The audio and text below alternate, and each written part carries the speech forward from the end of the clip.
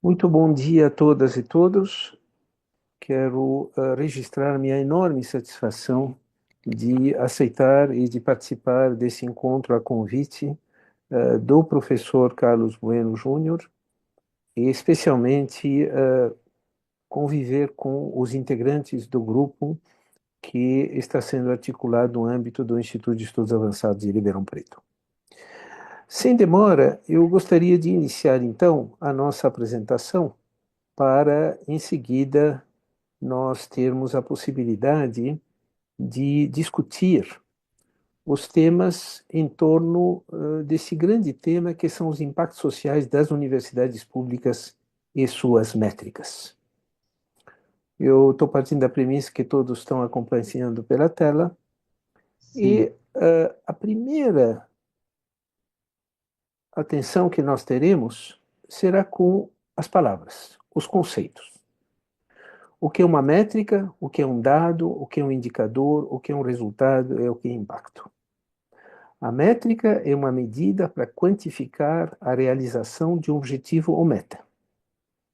Um dado é a evidência para a mensuração de uma atividade acadêmica. Um indicador é um conjunto de dados para monitorar o desempenho de instituições de ensino superior. O resultado é o produto decorrente da atividade de ensino, pesquisa e extensão. O impacto é o efeito econômico, social, ambiental, cultural decorrente de um resultado. Portanto, o impacto, é claro que existe na comunidade científica, tão bem representada nesse grupo, existe aí o impacto das publicações. Não é esse impacto que nós vamos adotar na nossa discussão de hoje. O impacto que nós vamos adotar na nossa discussão de hoje é o efeito que um resultado gera na sociedade. Nós vamos então escolher 5 perguntas que serão respondidas. Em primeiro lugar, o que diferencia as métricas de resultados e as métricas de impacto? O que a sociedade espera das universidades? Quais são os riscos societais a monitorar e mitigar? O que são métricas de impacto centradas na sociedade? E alguns desafios e prioridades, e aí nós vamos nos referir a várias publicações, tanto em livro como também em artigos do Projeto Métricas, financiado pela FAPESP, e aí eu quero registrar o apoio que sempre o professor Brito Cruz, já na condição de diretor científico da FAPESP, tem dado, a atenção que ele tem dado a esse projeto. Quem avalia os resultados? O resultado é avaliado pelos pares, tendo por foco o rigor científico e qualidade do ensino. Privilegia-se as métricas de excelência e qualidade de pesquisa e de ensino, assim como da extensão, distanciando-se de uma perspectiva de saturação ou hiperprodutividade. Aí nós nos referimos da diferença entre o Lattes e a súmula curricular da FAPESP. O Lattes é um espaço infinito que o respondente, o detentor desse currículo, pode expandir sem uma verdadeira verificação de prioridades. A súmula curricular da FAPESP são 4 páginas. Então, o que deve constar nas 4 páginas é o mais relevante. E os pares vão avaliar o colega em função de uma súmula curricular, onde é colocado a evidência de 4 páginas. Quem avalia o impacto? O impacto é avaliado pelos destinatários do conhecimento e os beneficiários dos serviços prestados, assim como por outras partes interessadas, os multi-stakeholders, tendo por foco a qualidade e a relevância. São valorizadas as métricas co-construídas com os destinatários do conhecimento e usuários dos serviços. Veja, portanto, a diferença que nós já queremos deixar claro entre uma avaliação de resultado que é feita por pares e uma avaliação de impacto, como o impacto envolve os efeitos, então esse impacto é avaliado pelos ímpares, por aqueles que vão se beneficiar ou serão destinatários. No caso, por exemplo, do hospital universitário, o serviço do hospital universitário não seria avaliado somente os resultados pelos pares, mas o impacto através dos usuários do serviço. Vamos para a segunda pergunta agora, e a segunda pergunta trata do que a sociedade espera das universidades. Mas é preciso também elaborar sobre essas dimensões. Essas dimensões incluem, em primeiro lugar, um contexto em profundas transformações. Não vou me detalhar aqui, todos conhecem a transição demográfica, digital, ecológica, geopolítica e socioeconômica que nós todos estamos acompanhando. Agora, esse conceito de universidade, que até recentemente era um consenso, aquela escola ideal em que os estudantes pensam de maneira independente, ouvem criticamente e são responsáveis perante si mesmos, nós vamos ver que nós precisamos ler esse conceito, que era de quase consenso, dentro de uma realidade dessa construção de tribos digitais, onde os estudantes, em muitos casos, vão se integrar em verdadeiras bolhas, onde essa ideia do pensamento independente é para ser desenvolvido, essa audiência crítica é para ser desenvolvida, essa ideia do aluno, do estudante ser responsável perante si mesmo, também é algo a ser desenvolvido, e veremos que na educação à distância isso é muito mais difícil fazer do que na educação presencial.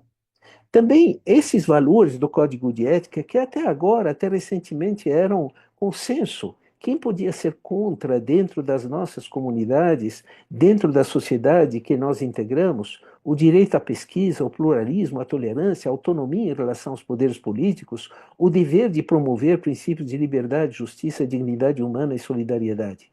Quando nós vemos o que está acontecendo pelo mundo e o que também está acontecendo pelo Brasil, esses valores não são dados, eles precisam ser permanentemente construídos e defendidos. E aí vamos agora à primeira identificação da nossa especificidade como universidade. Uma universidade não é um todo homogêneo. Somente aqueles que aceitaram responsabilidades de direção de departamento, de unidades, de institutos, de pró-reitorias, de reitorias, e que vão perceber essa diversidade de concepções que devem conviver dentro de uma universidade. Essa concepção liberal, que tem por preocupação a cultura, a visão crítica, os valores da cidadania. A concepção utilitária, a formação de profissionais, as engenharias. No primeiro caso, nós estamos falando das faculdades de filosofia. Já no terceiro caso, são os institutos de pesquisa básica. Esses cientistas com possibilidades infinitas de buscar a exatidão para a construção do conhecimento, os institutos de física, os institutos de química. E aí vamos para as escolas que envolvem a formação de agentes de transformação para responder às demandas sociais de saúde, educação, nutrição e renda. Essas são 4 concepções, cada uma vive na sua própria realidade e vai ser somente nos colegiados ou nos institutos de estudos avançados, como é o caso do IA, onde essas várias concepções vão se encontrar, às vezes para se conflitar, às vezes para convergir em torno de prioridades comuns. Mas além dessas concepções, nós temos distinções em termos de temporalidades. O tempo do universo, que é o tempo da astrofísica, não há limite nem na origem nem no fim do nosso universo. O tempo da natureza, que é o tempo da biologia, o tempo da botânica. O tempo da ciência básica, que depende de grandes laboratórios, aceleradores, instrumentos, muitas vezes, extremamente onerosos para permitir conhecer e descobrir o universo, mas também descobrir, como nós acabamos de ouvir, a questão da interferência no ADN humano. O tempo de governo, que no caso da China são décadas. No caso do Brasil, a cada 2 anos nós temos eleições. O tempo da empresa é um tempo que, dependendo das empresas, pode variar de 1 ano até um máximo de 5 anos. O tempo da mídia, que se dá em segundos, e quando nós vamos lembrar a locução do professor Marcelo Knobel sobre a importância da comunicação como uma instituição de ciclo longo, como a universidade, se conecta com o tempo da mídia, que é uma mídia de minutos e segundos. O tempo das redes sociais, que são essas redes que têm tendido a fragmentar a nossa sociedade. O tempo das comunidades e o tempo das famílias, que se mede em décadas.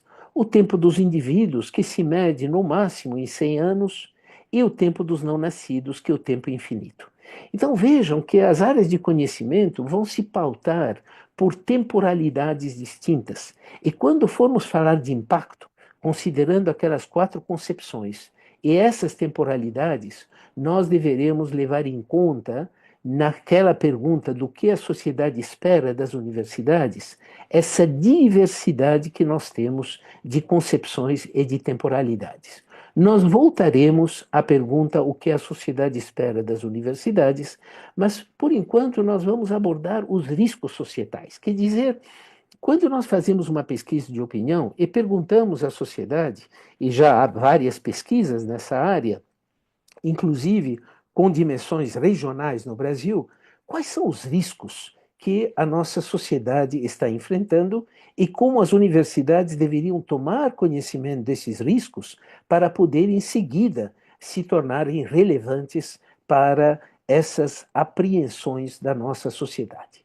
Se nós olharmos os riscos globais, nós vamos encontrar os eventos climáticos extremos, as pandemias e as crises sanitárias, como a recente, mas possivelmente futuras, os conflitos armados entre estados que estão se multiplicando, veja o último entre a Índia e o Paquistão, a confrontação geoeconômica, que está se colocando de uma forma cada vez mais clara, ela se tornou muito visível nessa ida da presidência brasileira, chilena, colombiana para a China, e quem leu a declaração a conjunta do Brasil e da China vai encontrar várias dessas afirmações onde a mensagem estava sendo colocada de uma forma muito clara contra um terceiro que não estava presente naquela discussão. Portanto, há uma confrontação geoeconômica e uma reorganização dessas relações de poder em escala global. E, finalmente, a desinformação e as inverdades que ameaçam a democracia. No âmbito nacional, incluindo algumas dessas primeiras que nós mencionamos, voltamos com os eventos climáticos extremos, Rio Grande do Sul, as inundações, a Amazônia, a seca, a questão da pobreza e da exclusão social, veja os moradores de rua que estão se multiplicando, a carência de gente qualificada em TI, uma dívida pública federal que está gerando essa inflação e taxa de juros e que coloca em xeque a própria capacidade do Estado de poder investir em áreas prioritárias. Finalmente, em termos de riscos globais, de riscos locais, e aí cada um de nós, nos campi onde atua, vai encontrar uma questão de degradação do meio ambiente, com aquecimento e muitas vezes acompanhado por seca, o tema do crime organizado transnacional, essa questão da criminalidade, insegurança, corrupção e fluxos financeiros ilícitos. Eu faço aqui uma observação que poucas instituições universitárias estão lidando com isso. Nós temos na USP um núcleo de estudo da violência, mas extremamente reservado. Temos um grupo no IRI, do professor Piquet Carneiro, que tem estudado a questão do crime organizado, mas eu penso que as universidades têm tido uma dificuldade de lidar com um dos grandes problemas que a nossa sociedade está enfrentando. A polarização política e a intolerância, que se fazem presentes localmente em vários lugares do Brasil, e o desemprego, o impacto que tem impacto na saúde física e mental. Isso nos leva, então, à pergunta do que a sociedade espera das universidades, mas respondida através de métricas de impacto centradas na sociedade. E o que nós vamos fazer agora é dar exemplos de indicadores de impacto centrados na sociedade. Impacto quer dizer o efeito que a nossa pesquisa, o efeito do nosso ensino, o efeito da atividade de extensão na sociedade. E dividimos esses exemplos em sociais, econômicos, ambientais, de inovação e de governança. Com relação aos indicadores sociais, no sentido restrito da palavra, segurança alimentar, sanitária e física, e nós nos referimos especialmente à mineração ilícita do ouro, onde essa insegurança se associa. Isto é, primeiro, uma insegurança física em função daquelas organizações criminosas internacionais, mas afetando a qualidade da água com o mercúrio e, em seguida, afetando a qualidade dos alimentos que são consumidos naquela região. Portanto, nós temos aqui um exemplo de indicador social que uma universidade poderia adotar, o quanto ela contribui para mitigar esse risco da utilização do mercúrio na mineração ilícita do ouro, e temos universidades na região norte que estão preocupadas com isso, mas também a mensuração do mercúrio na água e a mensuração do mercúrio nos alimentos. Portanto, aí nós teríamos um efeito social claro para aqueles que estudam esse tema. O bem-estar humano, centros urbanos, comunidades locais e nos povos tradicionais, e a valorização da cultura nos âmbitos nacional, regional e local.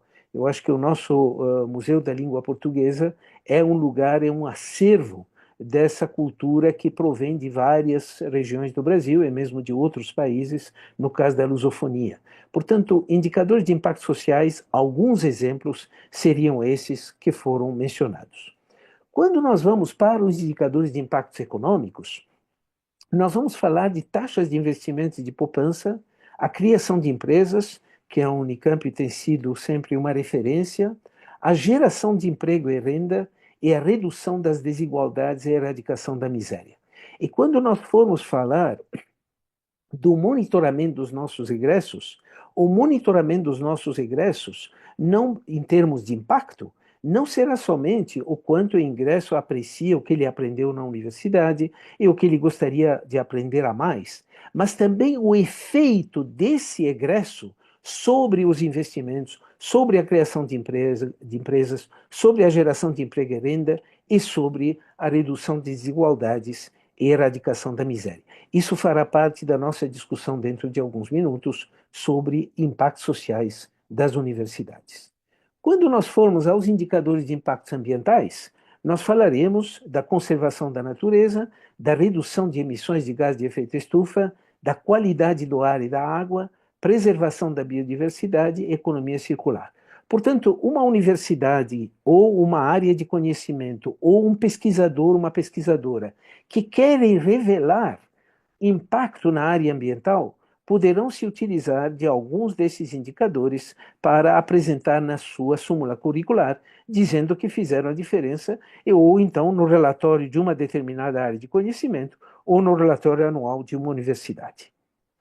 Quando formos na área de impactos em ciência, tecnologia e inovação, investimentos, em primeiro lugar, progresso tecnológico, e aí eu utilizo a classificação do Global Innovation Index. No PowerPoint que vocês vão receber, existe uma referência, é um ranking internacional de países em função do seu desempenho na área de ciência, tecnologia e inovação, onde São Paulo é um dos 20 hubs em escala global, e sempre convém lembrar o papel das universidades e da FAPESP, que colocaram São Paulo dentro desses 20 hubs de tecnologia e de inovação. Mas não basta o progresso tecnológico, é preciso colocar a adoção de tecnologias. Veja o que está acontecendo no Brasil. Nós estamos, no momento, fazendo leilão de G6 na área de telefonia, mas ainda nós não temos uma universalização do acesso à tecnologia de informação e à internet. Veja a questão da região norte, onde os grupos mais aquinhoados estão se conectando por Starlink, mas aqueles grupos menos aquinhoados têm uma dificuldade enorme de ter acesso à previsão meteorológica, a acesso a conhecimento. Então, nós estamos fazendo o leilão de G6, que é um acesso de minorias, mas, do outro lado, apesar de existir um fundo de telecomunicações que não tem sido utilizado para essa universalização de uma internet de qualidade. E finalmente, os efeitos da ciência, tecnologia e inovação nas políticas públicas. Portanto, voltaremos ao tema das políticas públicas daqui a pouco. No caso de indicadores de impacto em governança, o Tribunal de Contas da União tem um modelo muito interessante de monitoramento e desempenho das instituições e também de políticas públicas. Ele divide isso, em primeiro lugar, em liderança qualificada, estratégias de curto, médio e longo prazos e o monitoramento de métricas das estratégias adotadas. Portanto, uma boa governança é aquela que consegue escolher, eleger lideranças qualificadas, daí a importância da escolha de dirigentes nas nossas universidades. Ela não pode se dar através de pessoas que não têm um verdadeiro engajamento nos processos decisórios. Precisamos de pessoas que querem servir as suas instituições e se beneficiar do quê? Não de recursos materiais, mas do conhecimento das outras concepções de universidades e das outras temporalidades de universidades. Para os mais jovens que estão aqui no nosso grupo, recomendo fortemente que aceitem essas responsabilidades. Eles trazem ônus para nós, para nossas famílias, mas existe um retorno que é esse conhecimento além das fronteiras das nossas áreas de origem. E, finalmente, os indicadores de impacto incluem as métricas de resultados e as métricas de impacto. Isso nos leva agora para a nossa última pergunta. Veja que nós distinguimos métricas de resultado de impacto, iniciamos a abordagem do que a sociedade espera de universidades, mas é nas métricas de impacto centrado na sociedade que vocês perceberam como se responde aos riscos societais que a nossa comunidade que nos mantém está hoje preocupada. Agora vamos aos desafios. No caso dos desafios, nós vamos nos referir a essas 3 publicações e mais ao repositório de conteúdos, que é o métricas.usp.br. Esse é um trabalho que inclui as 6 universidades, como nós vamos nos referir daqui a pouco. E agora, nós vamos procurar falar de desafios com 3 novas perguntas. É como elevar o impacto no nível institucional, no nível da área de conhecimento e no nível individual. No nível institucional, a primeira forma de elevar o impacto é avaliar o impacto socioeconômico sobre a sociedade. E aí, nesses livros que eu citei, nós temos 2 artigos, um do professor Carlos Azzoni e o outro do professor Maurício Aguiar Serra e colegas. O professor Mariana Laplani faz parte desse trabalho, onde, no caso do professor Azzoni, ele foi responder a seguinte pergunta: as 3 grandes universidades públicas paulistas valem o que custa? O que custam? E ele trabalhou, obviamente, com dados reservados para poder responder a essa pergunta. E a equipe da Unicamp publicou um trabalho na nossa coletânea sobre o impacto da Unicamp, incluindo os aspectos de desenvolvimento socioeconômico, a geração de empresas filhas e impacto na geração de emprego, de renda, de investimentos. A segunda forma de elevar o impacto a nível institucional é o que o professor Marcelo Knobel tem insistido, que é a questão da comunicação. Disseminar o conhecimento baseado em evidências e combater a desinformação. E nós temos o artigo do Marcelo Knobel, com mais 2 autoras, que aborda exatamente essa estratégia de comunicação num mundo que há uma enorme competição na ocupação do espaço mediático aberto. Como elevar ainda o impacto no nível institucional? Monitorar a trajetória dos egressos. E aí, nessa coletânea que está disponível também digitalmente no espaço dos livros abertos da USP, vocês vão encontrar também das colegas da Unesp o monitoramento dos egressos, metodologias e desafios. Voltamos agora com a questão dos fluxos financeiros. E o professor Sérgio Salles e equipe publicaram o último capítulo do último livro da trilogia, que é assegurar que os fluxos financeiros, tanto dentro das universidades como aqueles que vêm de fora, no caso a FAPESP, estejam relacionados ao avanço do conhecimento e as demandas da sociedade. Essa conexão entre pesquisa e resultado e impacto, sempre preservada a ciência básica, salvação de dinheiro. Agora, A universidade é uma instituição, mas ela tem áreas de conhecimento. As odontologias, as ciências agrárias, então nós temos as engenharias. Nós temos áreas de conhecimento que precisam ser reconhecidas com suas identidades próprias, inclusive com suas concepções e temporalidades. E aí nós vamos ter uma primeira recomendação ainda nessa área de conhecimento, nessas áreas de conhecimento, que é consolidar áreas de excelência na produção do conhecimento. Não é possível a universidade ser excelente em tudo. É claro que ela deve ser aberta a novas ideias, mas é preciso concentrar, adensar, criar massa crítica para poder fazer a diferença. E aí nós temos um artigo de dois colegas, da Solange Santos, que é do Cielo, e do Rogério Mugnani, que é da ECA, que escreveram as universidades estaduais paulistas e as ciências agrárias, que é uma das áreas de competência, uma dessas áreas de excelência em grande escala no Brasil. Nós temos a Embrapa, as escolas de agronomia, nós temos as escolas de zootecnia, enfim, nós temos, sim, uma grande competência, e nesses acordos que acabaram de ser firmados com a China, é claro que o setor agropecuário é aquele que mais se beneficia nesse quadro de reconstrução das relações de poder em caráter internacional. Desenvolver parcerias internacionais lideradas pela ciência brasileira.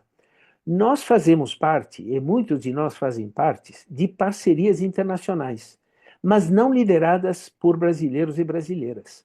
Como é possível nós passarmos, em função da nossa dimensão tropical, em função das nossas especificidades na área da saúde, na área da educação, na área dos alimentos e do setor agro, em que contexto nós podemos passar a sermos líderes de grupo, em vez somente de participar como integrantes de grupo liderados por outros países. E aí nós temos uma nota técnica, que é a análise do THE 2025, que está no nosso portal Métricas.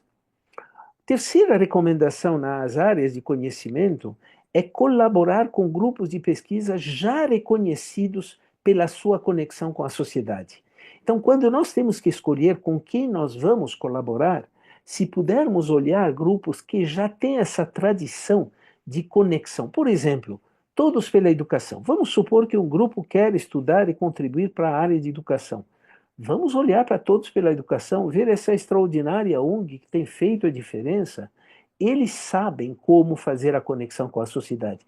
Nada adianta nós nos reservarmos o direito só de interagir com os pares ou com outros grupos semelhantes. Mas se tem outras instituições que têm essa conexão com a sociedade, uma parceria certamente ajudaria a elevar o impacto da nossa instituição. E vocês vão encontrar essa análise técnica do TH Impact 2024, que também está no portal Métricas.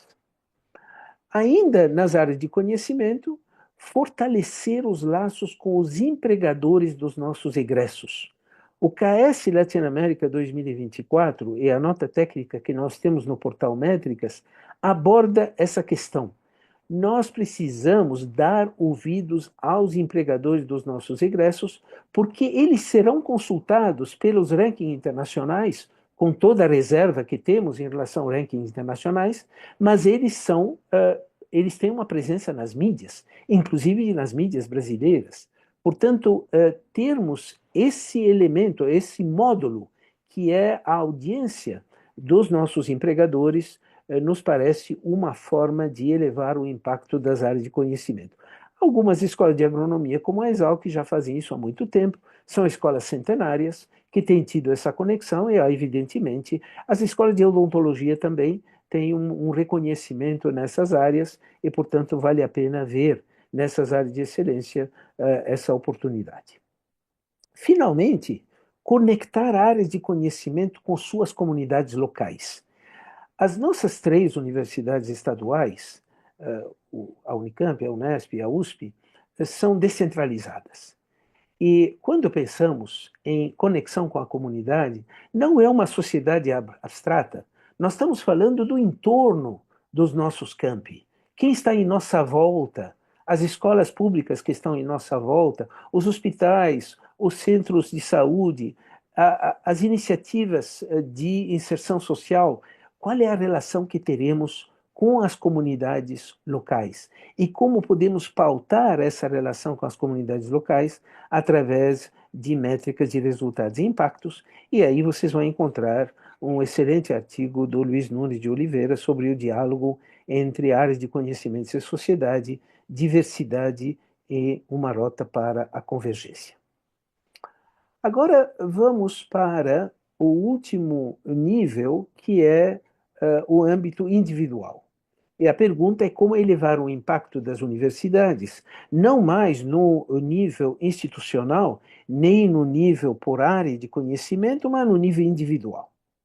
Em primeiro lugar, repensar os nossos projetos de pesquisa em termos de resultados e impactos. Faz uma enorme diferença se nós começamos um projeto identificando os resultados e impacto que queremos gerar, para depois, então, refinar as perguntas de pesquisa, a revisão bibliográfica, a metodologia, as entrevistas para gerar o conhecimento novo. Dependendo de como nós começamos, é claro que devemos ter a liberdade acadêmica para poder começarmos com a pergunta de pesquisa que queremos. Não importa, cada um de nós tem essa liberdade. Mas se queremos que essa liberdade seja recompensada com o reconhecimento da relevância do que nós estamos pesquisando, nós teríamos então que, depois da pergunta de pesquisa formulada, ir imediatamente aos resultados e impactos almejados, para depois entrar na metodologia de pesquisa e, a partir daí, a coleta de dados até chegar às conclusões e recomendações.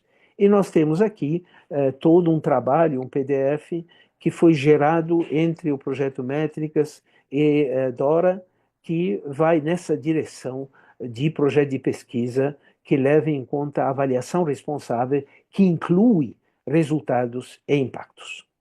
Vincular a avaliação dos impactos com base em evidência versus a produtividade como fim. A produtividade como fim é o número de artigos e número de citações. Essa é a ideia da produtividade em pesquisa. O que nós entendemos é que nós precisamos associar essa produtividade a uma avaliação de impactos, e aí vocês têm o trabalho da Giovana de Moura Rocha Lima, que é hoje a gestora do Dora, com práticas institucionais de adoção do impacto social da pesquisa. Finalmente, promover a liberdade acadêmica, mas sempre que possível em sintonia com objetivos institucionais e das áreas de conhecimento. Veja que a instituição tem que responder a demandas da sociedade, preservada a ciência básica. As áreas procuram se conectar com prioridades e, a partir daí, a liberdade acadêmica significa também levar em conta essas áreas, essas prioridades, tanto em nível institucional como em nível das áreas. Antes de concluir, eu queria mencionar rapidamente o tema das políticas públicas. Nós temos aqui um link para a última pergunta, quer dizer, como escrever um policy brief. Um policy brief, quer dizer, é a proposta do resultado de uma pesquisa, especialmente, eu diria, mais nas áreas sociais, econômicas, mesmo ambientais e tecnológicas, de como traduzir isso em alguma coisa que aquele que elabora políticas públicas pode utilizar. Tem que ser um documento de 3 a 4 páginas no máximo, e nesse link de como escrever um policy brief eficaz, vocês vão encontrar a metodologia para escrever esse documento. Mas nesse policy brief, o que devemos fazer? Primeiro, garantir que o conhecimento mais atual, o melhor conhecimento científico, possa contribuir com as políticas públicas e moldar o debate. Ocupar o espaço que hoje é da desinformação ou mesmo da anticiência ou da antiverdade. Responder à demanda dos formuladores de política em escala local, regional e global. O Reino Unido, onde está sediado o professor Brito, tem unidades dedicadas a isso. Fazer a interface entre o meio acadêmico e o legislativo, o caso do parlamento inglês. E nessa conexão É preciso entender a terminologia dos dois. O mundo acadêmico que publica artigos longos com o rigor científico, e do outro lado, o político que precisa de uma nota técnica curta que ele pode ler no café da manhã para poder entender o que ele pode utilizar ao longo do seu dia. Portanto, o tema das políticas públicas é um tema que tem muito a ver com a questão da comunicação, que já tinha sido mencionado na referência ao professor Knobel. E conceber contribuições em dois níveis: individual, nível do pesquisador, e do grupo de pesquisa, mas também institucional. Eu termino voltando aos conceitos. Métrica é a medida para quantificar a realização de um objetivo ou meta. Dado é a evidência para a mensuração de uma atividade acadêmica. Indicador é o conjunto de dados para monitorar o desempenho de instituições de ensino superior. Resultado é o produto decorrente de atividade de ensino, pesquisa e extensão. Impacto é o efeito econômico, social, ambiental, cultural decorrente de um resultado.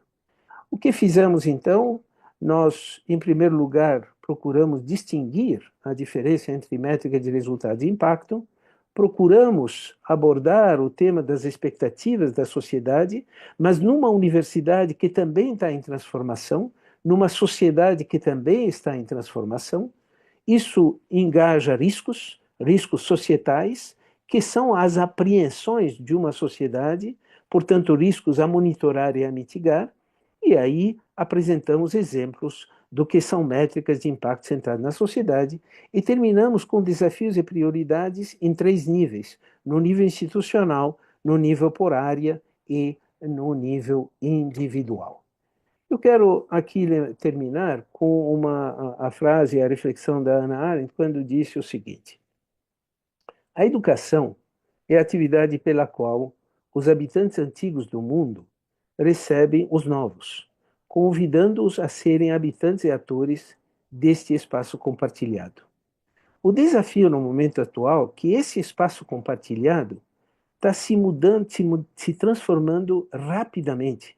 Portanto, os chamados habitantes antigos nem sempre conseguem dizer para os habitantes que estão chegando, os novos, como se configurar como projeto de vida, porque as referências estão mudando com muita velocidade. E isso implica a necessidade de muita humildade, muitos bons relacionamentos, coragem e a sabedoria de saber ouvir os outros para a construção de um futuro melhor. Nós estamos aqui num espaço do Projeto Métricas, um projeto apoiado pela FAPESP, e que reúne hoje as 6 universidades do Estado de São Paulo, a USP, a Unicamp, a Unesp, a Unifesp, a Federal do ABC, a USCar, que hoje constituem o G6. Eu quero mais uma vez agradecer o convite do Instituto de Estudos Avançados de Ribeirão Preto e agora encerramos a nossa apresentação. Obrigado, Jacques. Excelente, como sempre, a sua apresentação, instigante, e gostei especialmente da maneira como você organizou a conversa sobre os impactos. A minha questão se refere ao. Tem um ponto onde você estava falando sobre como elevar o impacto. E aí você acho que falou que uma das maneiras de fazer isso seria repensar projetos de pesquisa para buscar impacto social, era isso?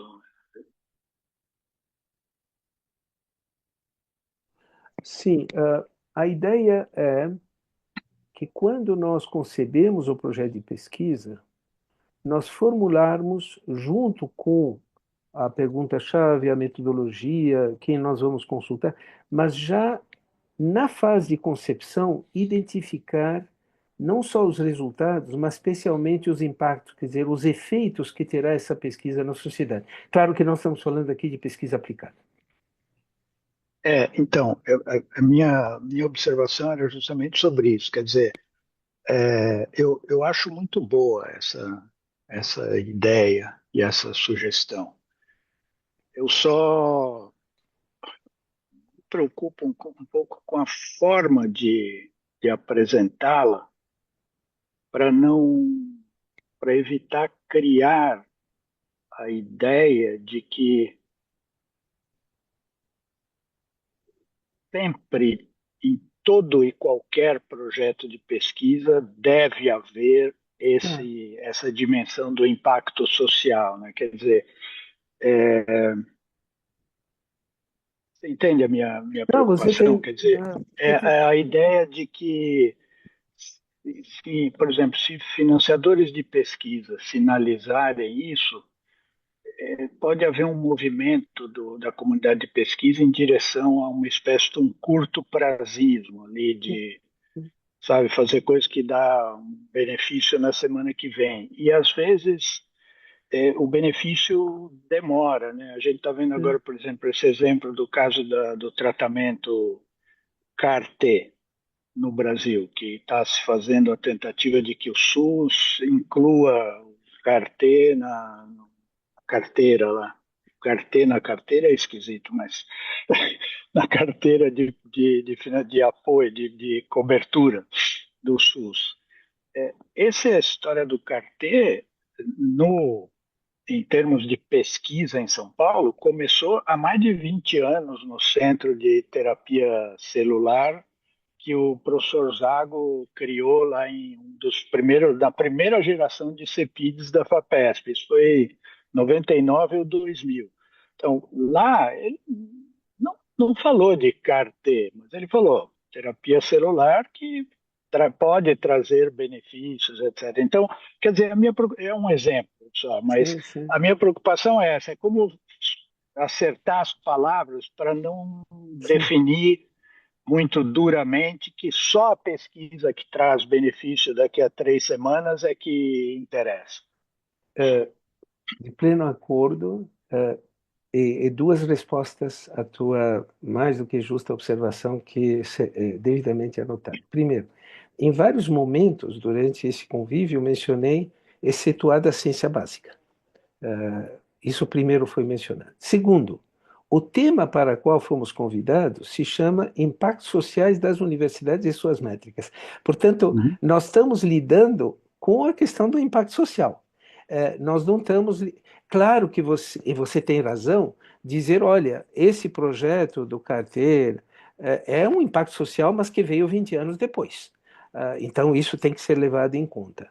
O que eu estou observando, Brito, é que a FAPESP já incorporou isso. Nós acabamos de terminamos um projeto em parceria com a MCTI, onde na proposta já tínhamos que falar de resultados e impactos. Mas eu concordo com você, são projetos de políticas públicas que devem gerar impactos. E isso não pode de nenhuma forma inibir e obrigar todo o projeto de apresentar resultados e impactos. Mas se queremos impactos sociais, eu acho que aí temos que concebê-los na fase de concepção do projeto, e não depois, quando o resultado vai ser gerado. É isso. Nós estamos de acordo. É, estamos de acordo. Tinha mais dois Sim, pontos. Posso sim, falar sim, sim. desses, Claro, claro. Carlos? Claro. Então, os outros, esse daí, então, quando eu perguntei, eu sabia que a gente estava Sim, de acordo. Era só sim, para dizer que sim. a gente tem que acertar bem ali.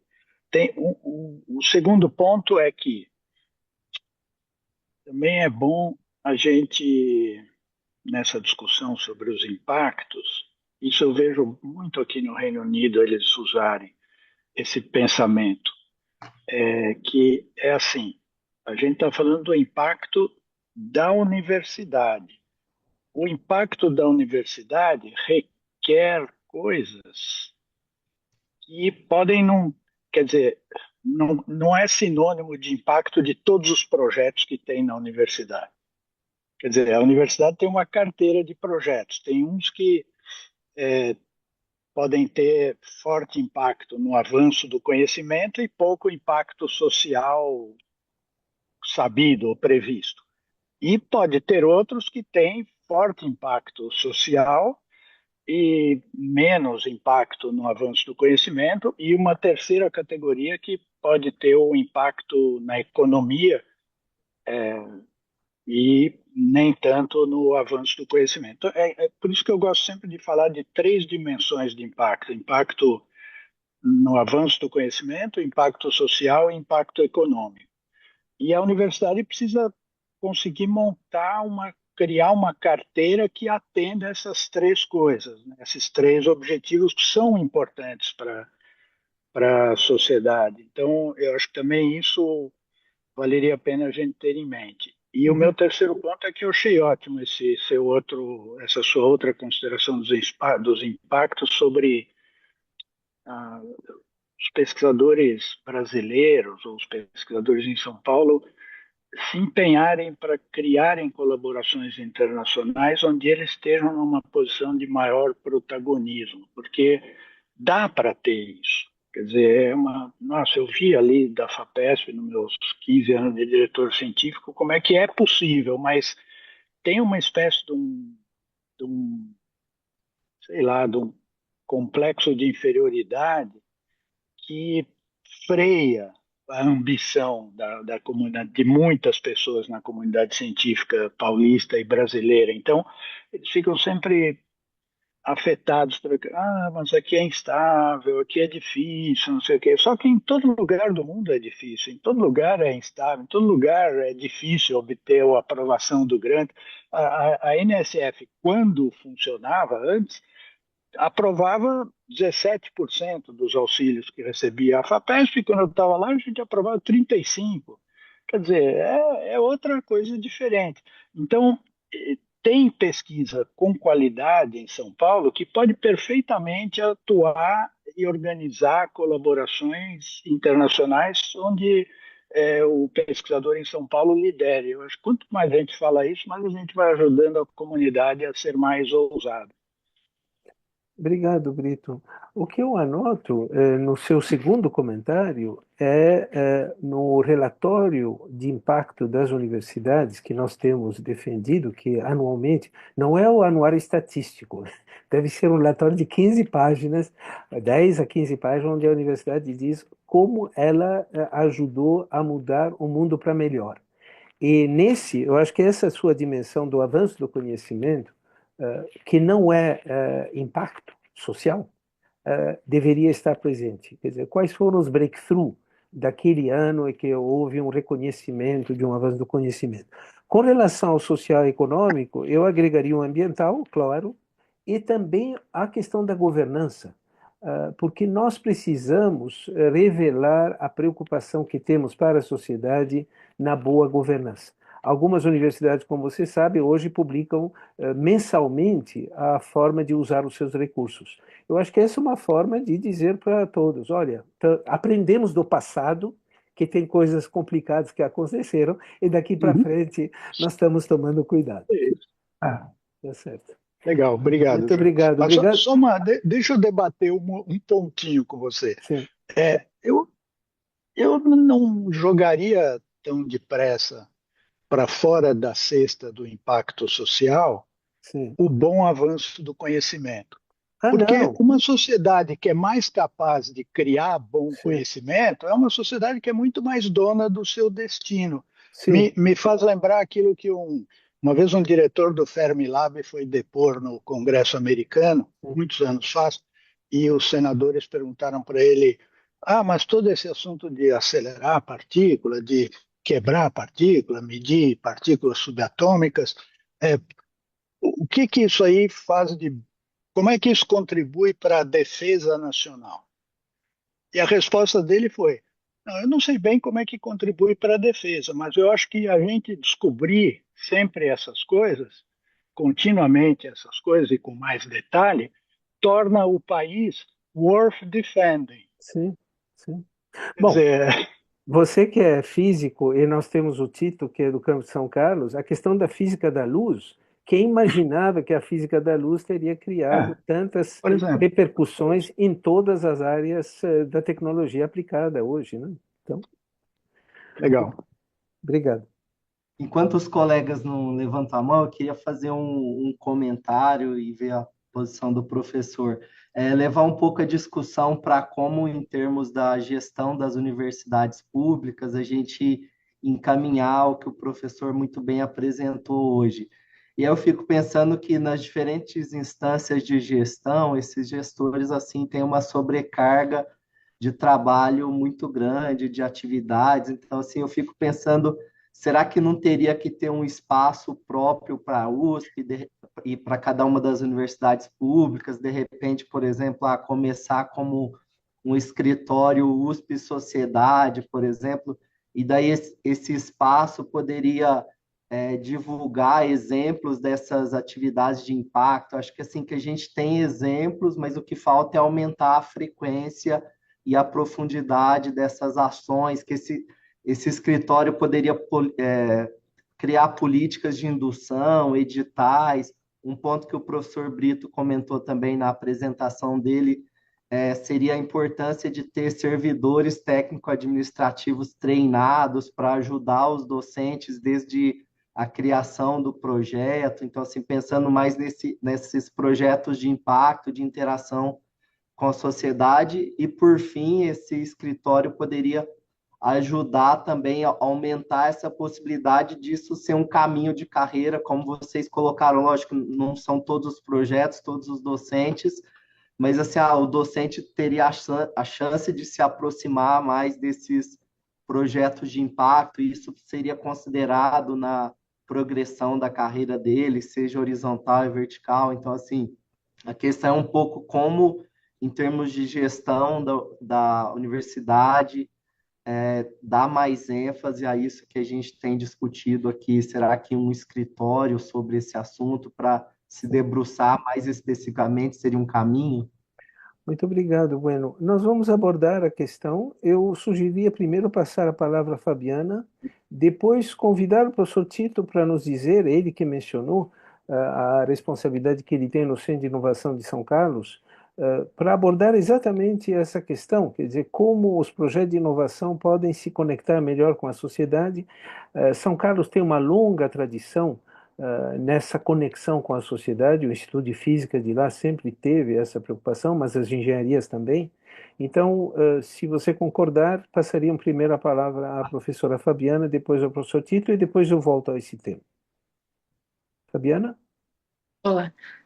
Olá, então eu sou Fabiana, sou professora aqui da Escola de Enfermagem da USP. Eu trabalho com neuroreabilitação de pessoas com deficiência e também com diversidade, equidade e inclusão. Primeiro eu queria só falar com o Cristiano que eu sinto muito porque ele está passando, mas que o meu principal parceiro é a Alemanha, e também na Alemanha a gente tem tido cortes de pesquisa, diminuição do financiamento, por toda essa questão política também. E eu queria agradecer aos professores por esse momento, né? Porque, assim, vocês estão numa fase da vida e da carreira de gestão de pesquisa que está muito acima, né, do que eu estou gerindo o meu grupo de pesquisa há 10 anos, né? Meu grupo de pesquisa tem 10 anos. E quando o senhor coloca que a educação também é como os atores atuais vão recebendo os próximos atores, eu acho esse grupo fantástico nesse sentido, para que a gente também receba de vocês essas orientações, para nós sermos os próximos atores. É muito importante. Então, eu fico muito agradecida quando o professor Brito, o senhor vem conversar conosco, porque a gente precisa de ser preparado também para entender melhor essas métricas, né? Eu tenho o meu desafio é conseguir a participação da pessoa com deficiência, né? Dessa pessoa com deficiência avaliar o impacto com essa pessoa, com esse usuário. Então, quando eu fiz o meu pós-doc em Michigan, eu vi um banco de dados, porque nós não temos nada de banco de dados, no Brasil é muito desprovido de banco de dados, e eu vi um banco de dados de pessoas com lesão medular. A Fundação Christopher Reeve, eles sentavam com a gente todos os dias, né? Toda semana tinha uma pessoa na nossa reunião. Eu voltei para o Brasil e eu fiz um cadastro voluntário de pessoas com lesão medular que queriam participar das nossas pesquisas. E aí comecei a perguntar para essas pessoas o que elas queriam que eu pesquisasse. E eu parei de achar os meus problemas de pesquisa e peguei os problemas de pesquisas baseados no que eles. Só que quando eu perguntava para eles o que você gostaria que os pesquisadores pesquisassem, eles só falavam célula-tronco, porque eles não sabiam o que o pesquisador. E depois, quando eu perguntava as dificuldades, os problemas depois da lesão medular, eu consegui meus problemas de pesquisa. Então, é todo um caminho para você aprender a fazer isso, né? E depois, um segundo momento foi como fazer essa sociedade nos reconhecer como pesquisadores e aprender. E aí nós fizemos um portal de informações, depois de fazer 3 tecnologias assistivas que não funcionou, um fórum virtual, uma tentativa de rede social. Finalmente a gente conseguiu uma fórmula que era o portal de informações, e nós temos hoje 300 mil usuários, 85% de pessoas com deficiência. Mas ainda assim, eu ainda tenho dificuldades com as métricas, eu ainda tenho dificuldades de. Eu ainda não me sinto satisfeita quando eu faço as capacitações, então eu quero agradecer isso e dizer que eu também tenho as minhas angústias e que essas métricas me ajudam muito. Assim, é muito importante eu ter isso e ter essa consciência social. E me preocupa também porque o meu tema de pesquisa, assim como o colega que trabalha em doenças raras, trabalhar com diversidade, equidade e inclusão, no momento a gente se sente um pouco ameaçado com a temática de pesquisa. Nós sentimos a diferença quando muda politicamente um governo de outro. Tem governos que a gente ganha, assim, que a gente vê bastante editais nos contemplando, depois a gente passa por outro. Então, a ciência ainda também nós temos essa questão da sociedade, da política nos influenciando muito. Sim. E é isso. Em termos de pesquisa qualitativa e quant, a minha pesquisa é mais quant, mas em termos de impacto, do ponto de vista do indivíduo, o senhor acha que a quali seria melhor? Sim. Deixa eu responder. Primeiro, quero te cumprimentar. Você integra uma escola de enfermagem de Ribeirão Preto de grande tradição. Conheci a escola em várias ocasiões. O DNA da escola é realmente dos melhores, e você é uma geração recente de uma escola fundada já há décadas, com uma longa tradição. No momento atual, em Ribeirão Preto, a Secretaria de Saúde é uma instituição liderada por pessoas qualificadas, pelo que eu estou informado, e, portanto, seria uma boa conexão que você poderia fazer. A FAPESP tem priorizado esses projetos que têm a ver com impacto social, são projetos de políticas públicas, e me parece que aí vale a pena você entrar nos editais da FAPESP para ver. Eu sei que tem uma colega tua, a professora Raquel Assede, que está fazendo isso na Faculdade de Odontologia de Ribeirão Preto, então talvez você pode conversar com ela para ver a experiência que eles tiveram. Eles estão associados com a Faculdade de Medicina, o Departamento de Medicina Social, porque o Departamento de Medicina Social está ajudando exatamente nessa conexão entre universidade e sociedade. Eles têm uma longa tradição nessa área. Finalmente, Fabiana, te cumprimentando, é claro, e aí eu volto ao comentário do professor Brito, não é para perguntar para a sociedade o que eles querem que a gente pesquisa. Isso é uma decisão nossa. O que nós perguntamos é o que você falou depois.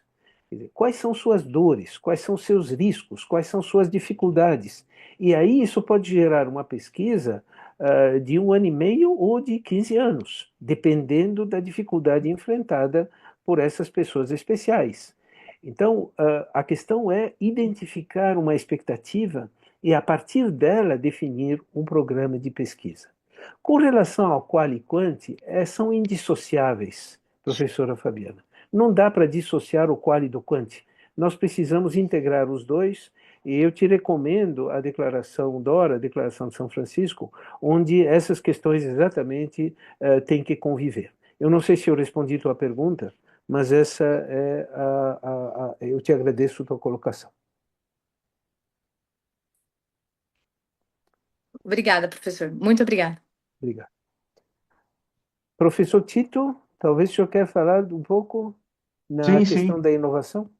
sim, gostaria muito. Bom, primeiro agradeço, foi ótima apresentação, como foi a do professor Brito e a do professor Varran, estão nos ensinando aí com a trajetória de reitoria, que são vocês ensinando os jovens, né, a como proceder na frente da universidade. Mas, professor, todo mundo conhece a tradição que São Carlos tem, o campus de São Carlos teve uma contribuição muito grande com essa questão de inovação, quando a inovação nem tinha esse nome ainda, né? A gente se remete a grandes nomes, como Sérgio Mascarenhas, Milton Ferreira de Souza, Silvio Goulart, várias outras pessoas, e por essa razão foi criado o Centro de Inovação do Complexo São Carlos. Mas é interessante essa história. O Centro de Inovação ele foi criado com a visão que o senhor apresentou hoje. Ela, assim, uma visão que tenta, que deve conversar com a sociedade em todo momento, é o papel dela, de conversar com uma visão que não é de inovação tecnológica, mas social, na sua amplitude, desenvolvimento socioeconômico, inclusivo e sustentável, como visão de ciências humanas, biológicas, exatas e integradas. Ou seja, nós não estamos falando de um conhecimento específico, mas como interagir.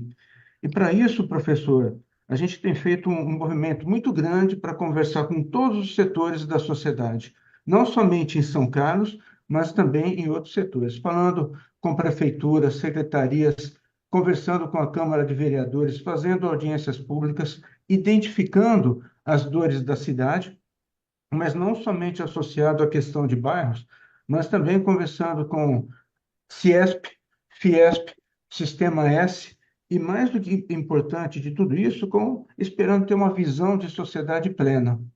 E para isso, a gente constituiu aqui em São Carlos uma governança da inovação, pensando nos desafios do município, que integra o Hub de Inovação, Parque Tech, Science Park, as Embrapas, UFSCar, USP, Unesp, que traz Araraquara para a gente. Então, a gente construiu, junto com o governo municipal, essa visão de entender os desafios totais da cidade, com audiências públicas, e agora, em breve, nós teremos um fórum onde, ontem nós decidimos isso com o professor Tondizzi, que é o nosso assessor hoje do prefeito, para que a gente possa entender todas as dores da cidade em um painel que contará com a presença todas as unidades de ensino e pesquisa da USP e da UFSCar, para que a gente possa resolver esses problemas. Então, isso é importante, professor, porque quando a gente olha o regimento da USP, como ela foi criada, toda a história, não precisa falar que ela tem que ter o impacto social, ela foi criada para isso. Mas eu só vou concluir agora a minha preocupação, que quando a gente conversa com a sociedade, abre todo esse panorama, e mesmo sabendo da nossa história de inovação, quando a gente monta esses fóruns ou traz a sociedade para discutir conosco em São Carlos, a minha sala fica assim. Ou seja, eu tenho usado o ditado que apertem os cintos, a tripulação sumiu, e aí eu vou chegar no tema da métrica, né? Toda vez que nós, depois que conversamos com a sociedade, vamos conversar com os nossos colegas que têm o conhecimento, que pode resolver as questões da sociedade, eles dizem: Tito, esse não é meu papel, não é papel da universidade, e eu sou obrigado a rever o regimento, o código de ética, o que o Sérgio Millier disse, ou o que Salles de Oliveira disse quando criou a universidade. Então, assim, eles sempre falam: isso não me dá paper, isso não me dá projeto, então vai ser muito difícil colaborar com vocês. Aí eu volto para fechar a minha pergunta, então, né?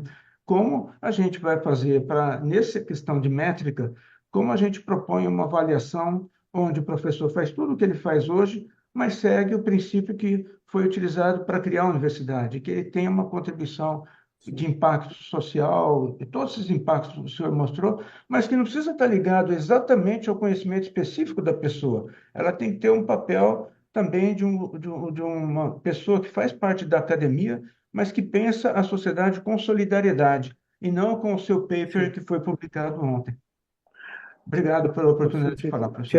Eu te agradeço a provocação, que eu vou responder de uma forma concisa, porque seria um outro tema, que é o tema de avaliação de professores e avaliação de áreas e avaliação institucional, que vai ser assunto. Nós temos um convite da Pró-Reitoria de Graduação, existe uma câmara de avaliação na reitoria, na Secretaria-Geral, e dia 23, antecipando o Conselho Universitário do dia 24 de junho, deve haver uma plenária na qual deve participar o Egida, também fui convidado a participar.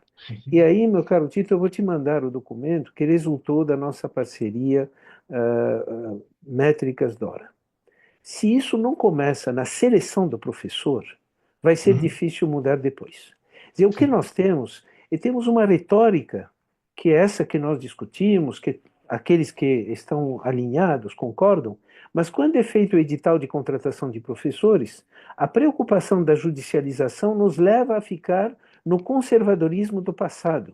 E nós vamos fazer provas que têm a ver com o quê? A aula, memorial, geralmente aquele memorial que enfatiza a questão da pesquisa, publicações, e nós não vamos abordar no processo seletivo o que nós acabamos de falar. E na promoção de professores e professoras, o mesmo acontece. Então, é claro que se nós temos um processo de seleção, um processo de avaliação de professores, que induz a atividade de aula, atividade de pesquisa, publicações pela produtividade, alguma atividade de curricularização da extensão, mas que também não está universalizada, não há dúvida que a tua sala vai ficar vazia, porque o professor está preocupado em fazer relatórios e publicar e dar aula, mas a conexão com a sociedade fica para poucos. Então, me parece que o tema da avaliação, que, aliás, no âmbito da USP será discutido no dia 23 de junho, me parece que é alguma coisa que é um outro tema, e quem sabe Brito, Varran e outros ex-reitores poderiam sentar e discutir. O fato concreto é esse. Temos uma larga discussão, mas quando a Secretaria-Geral, quando o assessor acadêmico tem que abrir um concurso, ele vai pegar o edital que está sendo usado há mais de 20 anos, vai repetir o mesmo edital, com as mesmas provas, para dar um resultado que é igual ao do passado. É isso. Nós temos a mão do Júlio que está levantada. Júlio? Sim, sim. Na verdade, tinha uma. Mas com base no que o Tito disse, vocês conversaram, surgiu algo mais interessante, que é como a gente basicamente seleciona melhor o perfil de docente que tem essa, né, esse viés ou essa característica. E a gente tem que trabalhar, eu acho que para selecionar, tem que trabalhar na formação básica, que foge do nosso controle, mas o que está mais próximo são os alunos da graduação. Porque mesmo na seleção do docente, quando a gente vai selecionar um docente com perfil A, B ou C, ali já é algo basicamente que a gente não consegue mais influenciar. A gente pega um docente com a experiência dele e ele segue o caminho com pouca influência do departamento ou do instituto. Agora, essa formação do aluno e trazer o aluno para essas reuniões vazias que o Tito disse, né, ou para os centros de inovação, ou para os laboratórios de pesquisa, que geram tanto resultado quanto impacto, acho que aí acontece a mudança que a gente pode colher, não digo no curto prazo, mas no médio e longo prazo. Então, acho que esse é o ponto, acho que entendi o mais crítico. Qual é a ação mais eficiente que a gente vai realizar para, num prazo curto, a gente tentar aproximar esses mundos do resultado, que vem de um conhecimento que é intangível, e do impacto, que é a transformação desse resultado em um bem tangível que a sociedade consegue quantificar. E ainda acho que o ator principal ainda é o grande problema quando a gente vai mobilizá-lo, encontrá-lo e, de fato, transformá-lo. Queria ouvir um pouco do professor sobre Olha, isso. Júlio, você tem toda a razão, e quando você estava falando, eu me lembrava do que se espera do perfil de um novo professor, de uma nova professora. E aí é uma dimensão que só é avaliada através de um memorial curto, mas um memorial que identifica uma dimensão que eu vou citar, que em inglês se chama de boundary spanners, quer dizer, uma pessoa que abre as fronteiras. O Brito, que começou sua pesquisa em laboratório de empresas, e não é por acaso que toda a trajetória do Brito na área acadêmica sempre colocou a interface com o meio empresarial, inclusive as pesquisas que ele faz, das publicações em coautoria de acadêmicos com pessoas de empresa, tem a ver com a origem da pessoa. Então, se nós temos professores, novos professores, que são boundary spanners, que ao longo da vida deles, jovem ainda, novos professores, mas tiveram o esforço de sair da sua área de conforto para ir ao encontro de outras culturas. Quando eu digo culturas, culturas tipo empresa, organizações da sociedade civil, governo, pessoas que tiveram responsabilidades em mais do que um tipo de instituição, a probabilidade dessa pessoa se tornar uma pessoa como o Tito é, de diálogo com o outro, é grande. Agora, se a pessoa vem e se apresenta, como temos casos, chega numa banca e diz: olha, eu me comprometo a publicar 2 artigos na Nature ou na Science ou em revistas de grande impacto, eu vou fazer isso nos próximos 5 anos. Essa pessoa, claro, isso é bem-vindo, mas é claro que ela vai ficar no seu casulo. E respondendo então diretamente à tua pergunta, é preciso definir o perfil do professor que queremos e sair dessa limitação dos editais do passado.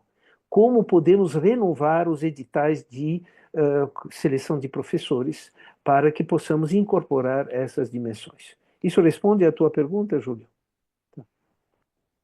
Na verdade, eu vou fazer um depoimento muito rápido de como nós podemos, através da ousadia e da pavimentação das normas, né, dentro da universidade, mudar bastante o cenário.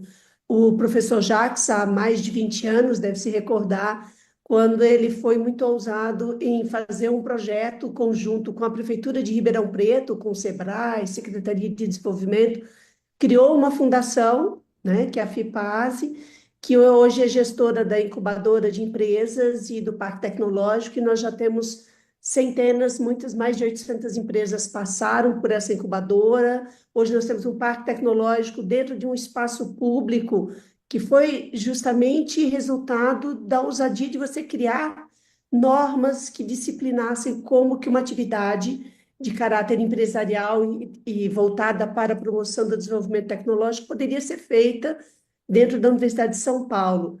Naquele momento, há mais de 2 décadas, né, fomos alvos de muitas críticas, mas graças justamente a uma postura muito clara, muito firme, disse, olha, a universidade pode fazer, ela pode levar essa contribuição para a sociedade. Hoje nós temos aí um resultado muito positivo, gerando novas empresas e mudando, inclusive, a visão dos nossos estudantes. Hoje, nossos estudantes pensam numa opção de carreira, não só trabalhar em grandes empresas, empresas familiares, prestar concursos, mas ter o próprio negócio, tanto de base tecnológica, e agora também está surgindo uma discussão de negócios sociais. Então, se a universidade, se ela se abrir um pouquinho a ver a sua regulamentação e a fazer, dar as diretrizes apropriadas, acho que a gente pode mudar muito.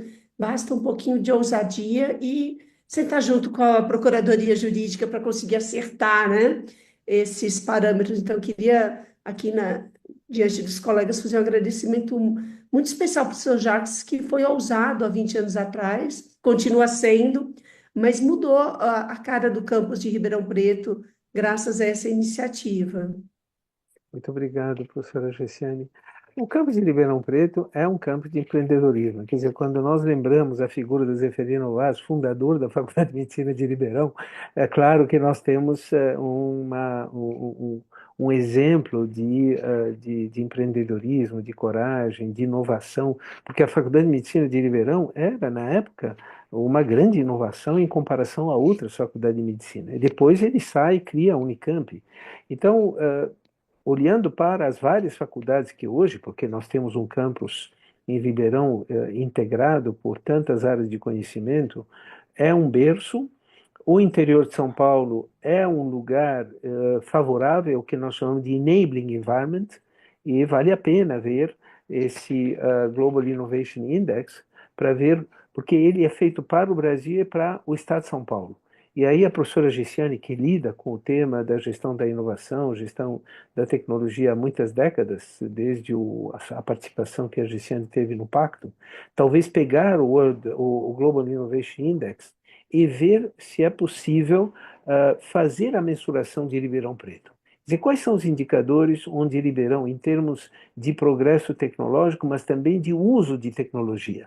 Qual é a acessibilidade? Provavelmente Ribeirão vai se sair bem, mas pode ser que em algumas áreas Ribeirão pode melhorar, e a mesma coisa se aplica aos outros campi da USP, que no caso estou me referindo a Piracicaba, a Bauru, a São Carlos, a Pirassununga, enfim, cada campus poderia ter essa avaliação para ver como é possível ainda melhorar essa conexão universidade-sociedade. Muito obrigado, Gessiane. Muito obrigado, professor Jacques. Concordo com a Gessiane, então temos que ter um pouco de ousadia, né, para tensionar essas fronteiras e essas normas da USP. Então, obrigado, professor Jacques, a todos os colegas do grupo pela excelente apresentação e essa nossa discussão que foi muito enriquecedora. Muito obrigado.